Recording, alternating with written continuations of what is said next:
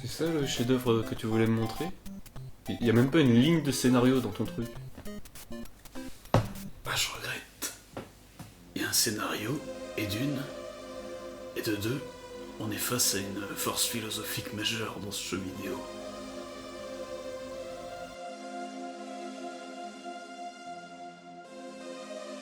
Alors, la première chose qu'on remarque sur ces extraits que j'ai enregistrés tout à l'heure... Excusez-moi pour le... Installez-vous. Merci. La première chose donc, que je remarque, c'est que Mario est lâché dans le jeu sans aucune explication de ce qu'il doit faire. La seule indication est extra-diégétique et informe le joueur, donc pas Mario par définition, qu'on est dans le niveau 1. Il y aurait déjà beaucoup à dire sur cela. Beaucoup. Et tu comptes aborder un autre aspect Oui, de l'œuvre, je crois. alors, c'est ça qui est très intéressant dans Super Mario Bros. Et qui renvoie déjà à la question de l'oubli de l'être chez Heidegger. Être ou ne pas être, ou mettre ou ne pas se faire mettre. Totalement. Mais ce que je veux dire, c'est que Mario ne sait pas ce qu'il fait là. Il ne connaît pas son but. On peut donc dire qu'il est inconscient du Dasein. Du Dasein qui devrait pourtant lui être propre en tant qu'humain. Tu veux dire que Mario est en pleine quête de ce qu'on appelle le sens de l'être, c'est ça? Absolument. Il est en quelque sorte dans la position du philosophe aristotélicien, si je puis me permettre ce calembour, qui demeure dans un questionnement ontologique, ce qui est éminemment drôlatique quand on y pense. Voilà. C'est pas vrai? Bon, si, mais... Bon, alors, ici, on se base sur des données. Données, on n'est pas... si vous voulez, on n'est pas dans l'ailleurs, ou dans... c'est des données chiffrées. Et toujours est-il que Mario, dans sa quête de sens, est condamné à marcher vers la droite. Et que la gauche lui est toujours bloquée. C'est vrai, effectivement. Là, on voit sur les images que tu as enregistrées tout à l'heure Oui. que Mario tente d'aller vers la droite. Il tente d'aller vers la droite. Non, il tente d'aller vers Il la va, gauche. il y va. Je confonds ma Vers droite et la- ma gauche. Oui, Vers la droite, il y va. Il Vous va. avez tout à fait raison. Voilà. Oui, c'est exactement ce que je veux dire. Là, on voit que Mario tente d'aller vers la gauche. Oui. Mais il est dans l'impossibilité d'avancer.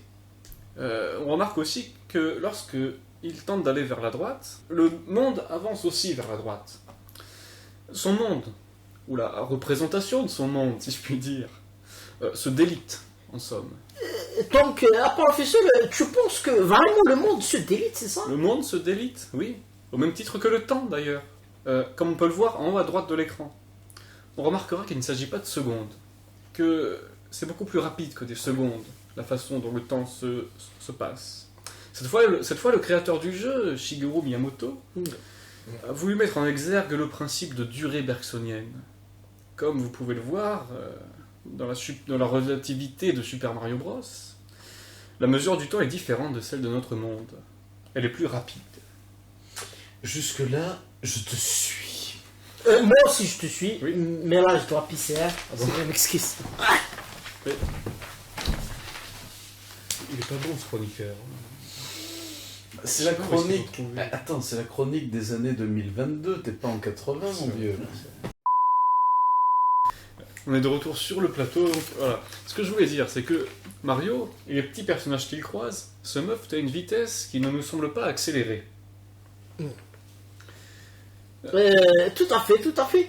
Et donc, vous dites quoi?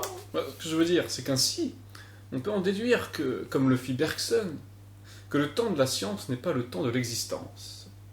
Dans le deuxième cas, Bergson parle de durée. On ressent le temps comme l'on ressent l'espace, plus qu'on ne le calcule. Dans Super Mario Bros., le temps et l'espace sont tous deux modifiés, de sorte à ce que Mario soit confronté à sa condition d'humain, c'est-à-dire d'étant incapable de ne pas subir l'espace et le temps. Je ne sais pas si vous êtes d'accord. Oui. C'est tout l'enjeu de ce qu'Heidegger appelle l'angoisse. Cette angoisse est matérialisée par l'absence de retour vers le côté gauche de l'écran.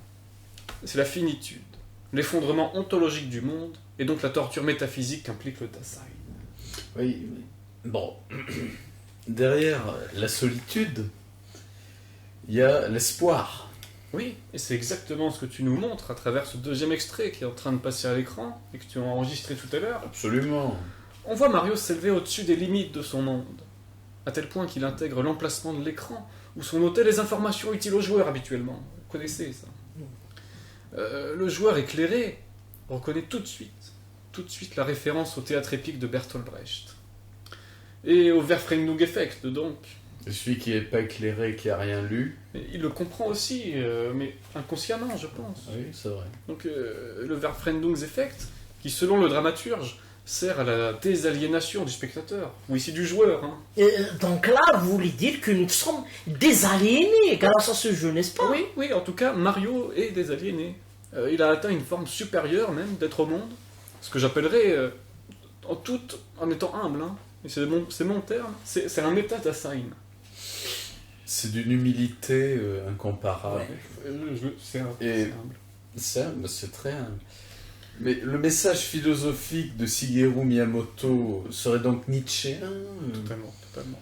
Il appelle le joueur à l'accomplissement de sa volonté de puissance, comme l'a fait Herbert Léonard dans les années 80, dans Puissance et gloire. Totalement, exactement. Je partage exactement votre point de vue, même si je n'ai pas assez parlé dans cette émission pour parler des problèmes de pilosité de notre affaire Mario Bros, Non, vous nous qui a faites quand pas- même une grosse moustache. Et On sait que vous allez vendre un ce qui est vraiment... Je crois qu'on a fait le tour de la question malgré tout. C'était une émission, très bonne émission. On a appris beaucoup de choses. Et je crois qu'on va vous laisser. Il est l'heure, je le vois à ma montre, l'heure de la météo par Monsieur T.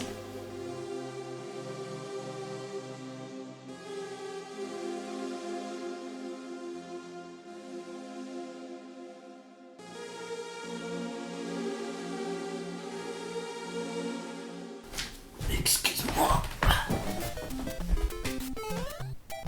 Mais Heidegger, c'est un nazi, non? Ouais. Mais Mario était communiste. Ça contrebalance. C'est un communiste, Mario?